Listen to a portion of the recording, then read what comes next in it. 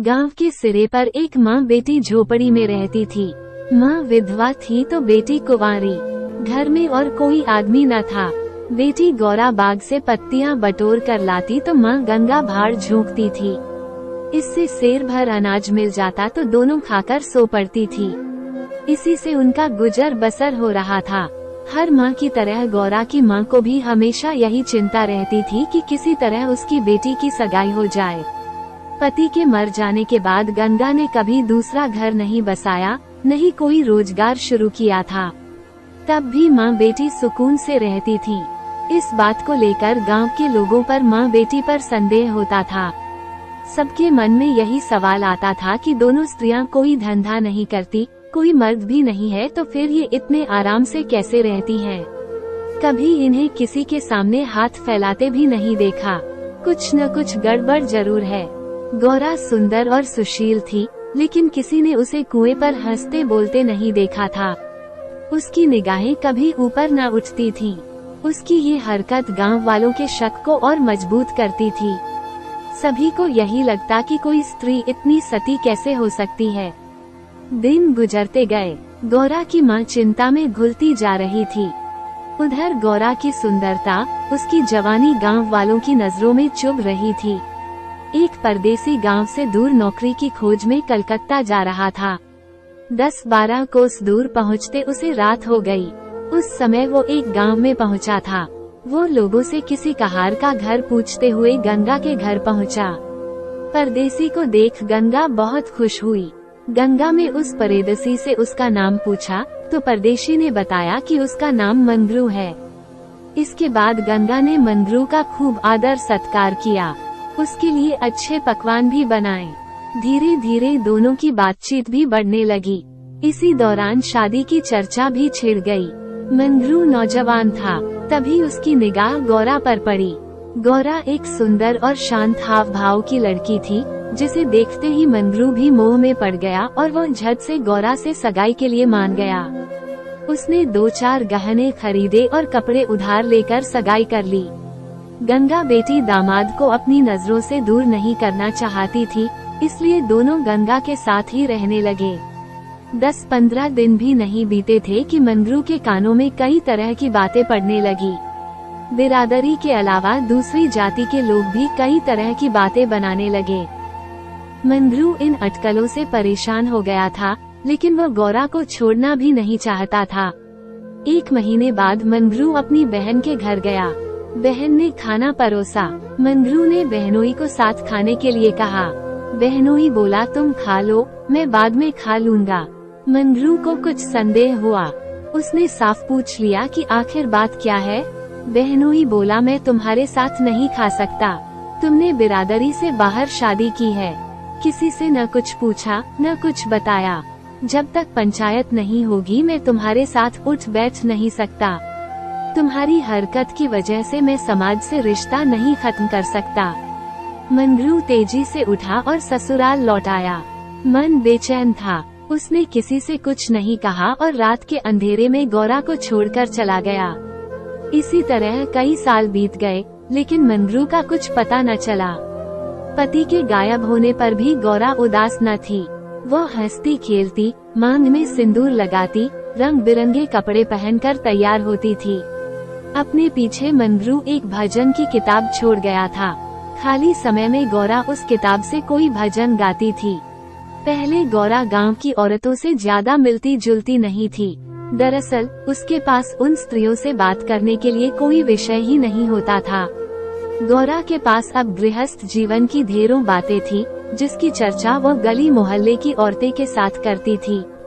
वो सभी को बताती कि मंगरू कितना अच्छा, सहनशील है। तभी वहाँ मौजूद एक स्त्री ने पूछ लिया, गौरा मंगरू तुम्हें छोड़कर क्यों चला गया? गौरा कहती, मर्द कभी ससुराल में रह सकता है भला?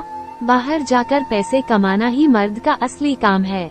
वहीं जब कोई गौरा से ये सवाल करता कि मंगरू खत क्यों नहीं लिखता, इस पर गौरा मुस्कुरा कर कहती, अपना ठिकाना बताने से डरते हैं। जानते हैं कि गौरा सामने आ पहुँचेगी। सच कहूँ तो मैं उनके बिना एक दिन भी नहीं रह सकती। एक सहेली बोली, तेरी बात हम नहीं मानते, जरूर मंगरू और तेरी लड़ाई हुई होगी। तभी इसी तरह बिना बताए वो तुझे छोड़कर चला गया। गौरा बोली, बहना, अपने भगवान से भी भला कोई लड़ता है क्या? जिस दिन ऐसी नौबत आई मैं कहीं जाकर डूब मरूंगी। कई दिनों बाद कलकत्ता से एक आदमी आया और गंगा के घर रुका। इत्तेफाक से वो मंगरू का पड़ोसी निकला। उसने कुछ पैसे और 2 साड़ियाँ गौरा के हाथ में थमाई और बोला कि मुझे मंगरू ने तुम्हें लेने भेजा है। ये सुनते ही गौरा की खुशी का ठिकाना न रहा। वो फटाफट जाने के लिए तैयार हो गई। गांव की औरतों से मिल आई और सबको अपने जाने की खबर दे आई। बेटी के जाने से गंगा मायूस थी, लेकिन साथ ही खुश भी थी।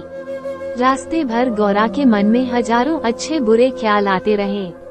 बीच बीच में उसे अपनी माँ के अकेलेपन की भी याद आ जाती। डर सताता कि बेचारी अम्मा अकेले कैसे रहेगी, सारा काम अकेले करना पड़ेगा। बूढ़ी दिन भर रोती रहेगी। इसी उधेड़बुन में रास्ता कट गया। लगभग 3 दिनों बाद गाड़ी कलकत्ता स्टेशन पहुंची। गौरा का दिल जोर से धड़क रहा था। वो प्लेटफॉर्म पर उतरकर मंगरू का इंतजार करने लगी। बूढ़ा बोला, मैंने आसपास सभी जगह देख लिया, लेकिन मंगरू तो कहीं दिखाई नहीं दे रहा है। शायद अब तक आया नहीं है। गौरा घबरा गई। तभी बूढ़ा बोला, चलो हम डेरा पर चलते हैं। उसे मालूम न था कि हम कौन सी गाड़ी से आ रहे हैं। ऐसे में भला उसकी राह देखने से कोई फायदा नहीं। गौरा बात मान गई और दोनों टांगे पर सवार होकर चल दिए। ये पहली बार था जब गौरा गांव से बाहर निकली थी। उसकी आंखें इधर उधर चीजों को निहारने में लगी हुई थी। अचानक तांगा एक सुंदर और विशाल भवन के सामने रुका। गौरा उतरी और तेजी से सीढ़ियों के सहारे ऊपर चढ़ने लगी। मंगरू से मिलने की थोड़ी भी देरी उससे बर्दाश्त नहीं हो रही थी। तभी बूढ़े ने पहली मंजिल के एक कमरे की ओर इशारा करते हुए कहा, यह मंगरू का कमरा है, जाओ, वो अंदर ही पड़ा होगा। गौरा अंदर गई, लेकिन कमरे में कोई न था। कोने में खाट और 4-5 बर्तन पड़े हुए थे। वह बाहर आई और बूढ़े को बताया। बूढ़ा बोला, मंगरू काम पर गया होगा, शाम को लौटेगा। यहाँ वह किराए पर रहता है। कमरे में मंगरू को न पाकर गौरा थोड़ी मायूस हो गई, लेकिन शाम को मिलने की सोचकर मुस्काई और साफ सफाई में लग गई।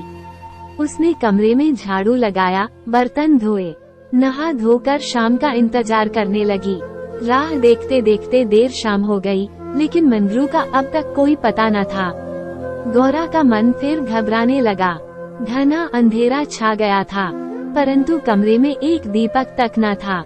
जब भी किसी की आहट होती तो गौरा को लगता मंगरू आया होगा, लेकिन दरवाजे पर कोई दस्तक न होती थी। कुछ देर बाद दस्तक हुई। गौरा दौड़ी और दरवाजा खोला। सामने बूढ़ा खड़ा था। गौरा बोली, वो अब तक आए क्यों नहीं आया? बूढ़ा बोला, अभी मैं मंगरू के दफ्तर से ही लौटा हूँ। साहब ने बताया कि मंगरू का ट्रांसफर हो गया है। मंगरू ने साहब से कई मिन्नतें की, लेकिन किसी ने उसकी एक न सुनी और दूसरी जगह भेज दिया। मैं दफ्तर से उसका नया पता ले आया हूँ। कल सुबह तुम्हें जहाज पर बैठा दूंगा, फिर तुम अपने मंगरू के पास चली जाना। गौरा घबराकर बोली, जहाज में? कितने दिन का सफर होगा? बूढ़े ने कहा, कम से कम 8 से 10 दिन तो जरूर लगेंगे। लेकिन घबराओ मत, तुम्हें कोई परेशानी नहीं होगी। तय बात के मुताबिक अगले दिन गौरा बूढ़े के साथ मंगरू के पास जाने के लिए निकली। बूढ़े ने उसे जहाज पर बैठाया और विदा किया। जहाज जैसे जैसे किनारे से अलग हो रहा था, वैसे वैसे गौरा को लग रहा था कि अब उसकी अम्मा, गांव सब पीछे छूट रहा है। चारों ओर पानी पानी देख गौरा का मन अजीब हो रहा था। अनजान जगह में मंगरू को कहाँ खोजेगी, ये सोच सोचकर उसका दिल बैठा जा रहा था। जहाज पर कई स्त्रियां और पुरुष सवार थे। गौरा उन्हें देख और उनकी बातें सुन रही थी। तभी उसकी नजर एक कोने में अकेली बैठी स्त्री पर पड़ी। गौरा ने हिम्मत कर उससे पूछा, कहाँ जा रही हो बहन? ये सुनते ही स्त्री की आंखें डबडबा गई। बोली, मुझे नहीं मालूम कि मैं कहाँ जा रही हूँ, बस जहाँ भाग्य ले जाए वहाँ चली जा रही हूँ। तुम कहाँ जा रही हो? गौरा बोली, मैं तो अपने मालिक के पास। स्त्री झट से बोली, बहन, कोई तुम्हें बहला फुसला कर लाया है।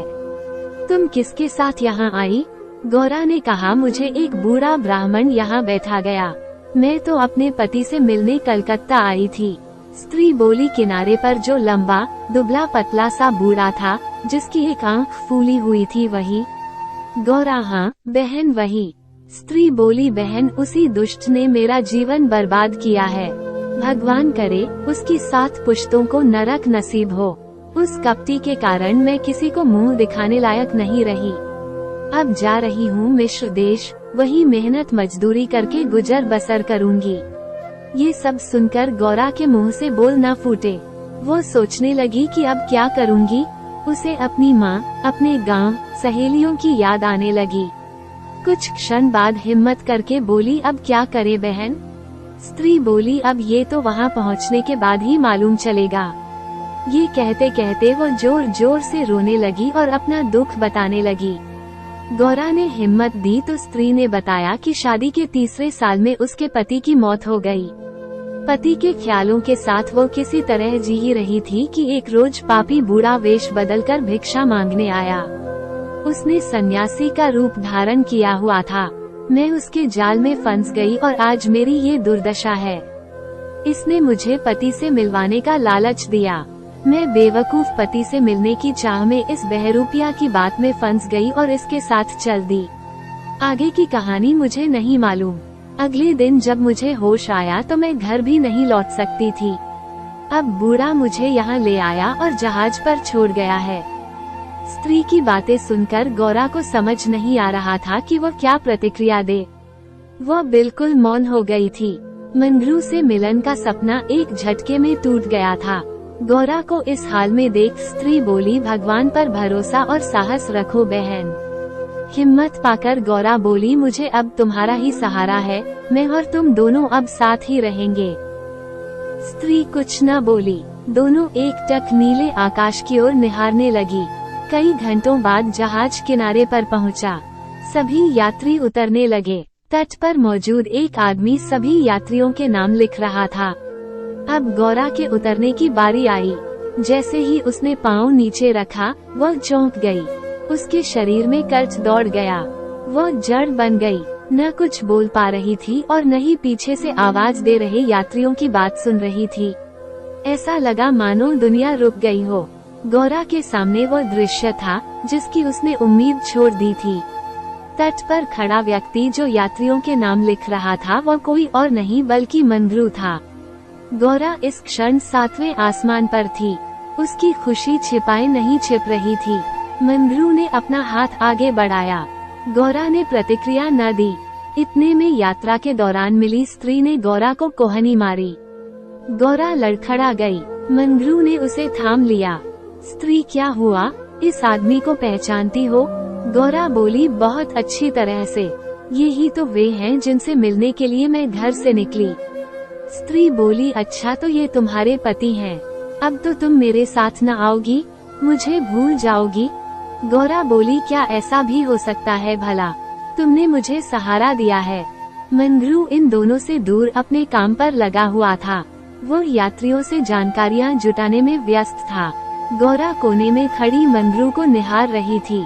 कुछ देर बाद उसका काम खत्म हुआ और वह गौरा के पास आया। मंगरू, तुम कौन हो? क्या नाम है तुम्हारा और कहाँ से आई हो?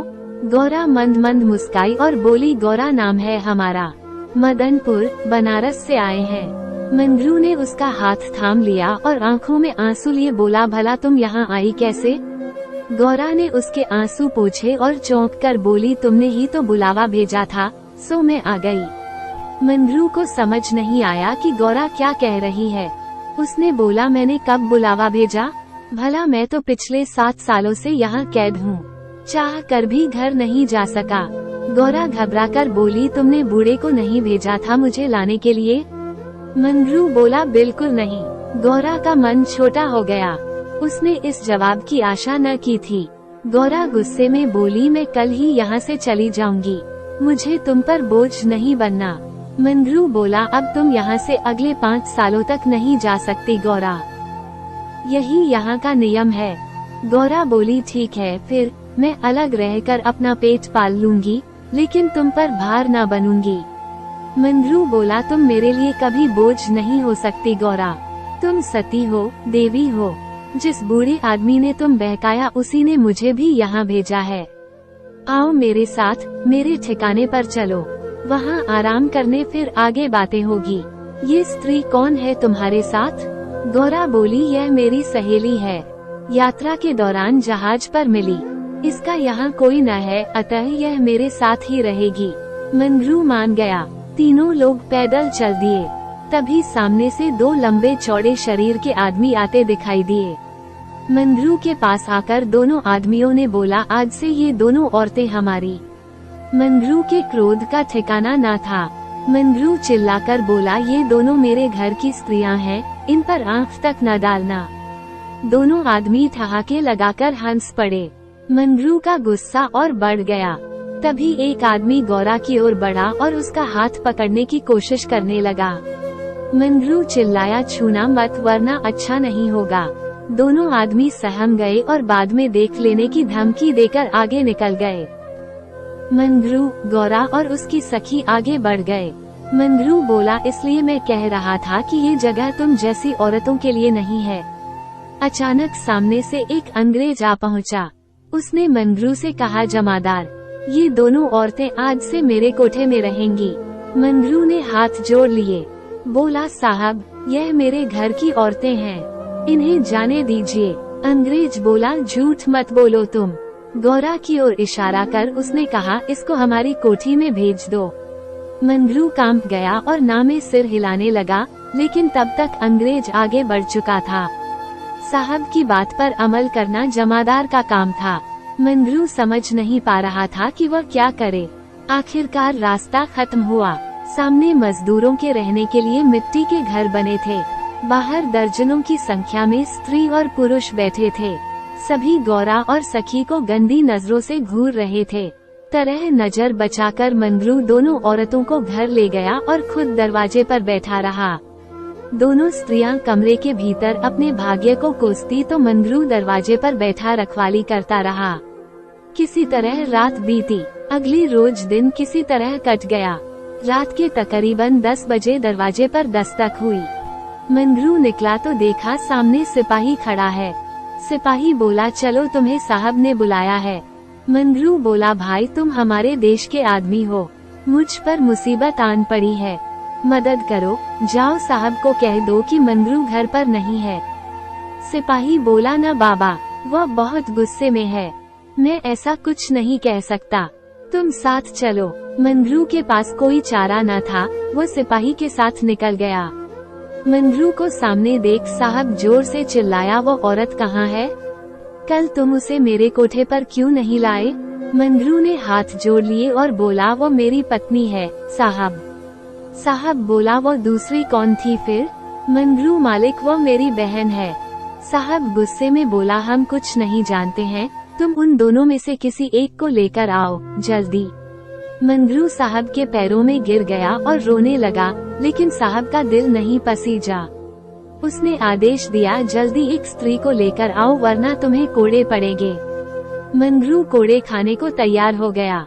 साहब नशे में था, उसने न आप सोचा न ताव। हंटर निकाला और कोड़े बरसाने शुरू किए। मंगरू की चीख निकल आई। साहब उसे लगातार कोड़े मारते रहे, लेकिन वो अपने घर की औरतों की इज्जत देने को तैयार न हुआ। उसने अपने प्राण त्यागना बेहतर समझा। इधर गौरा और सखी कमरे में बैठे मंगरू की बाट देख रही थी। उन्हें क्या पता कि मंगरू पर क्या बीत रही थी। अचानक किसी के चीखने रोने की आवाज सुनाई पड़ी। कान लगाकर सुना तो कलेजा मुंह को आ गया। यह मंगरू की आवाज थी। गौरा दौड़कर दरवाजे पर पहुंची। मंगरू की आवाज सुनकर उससे रहा न गया तो आवाज के पीछे दौड़ गई।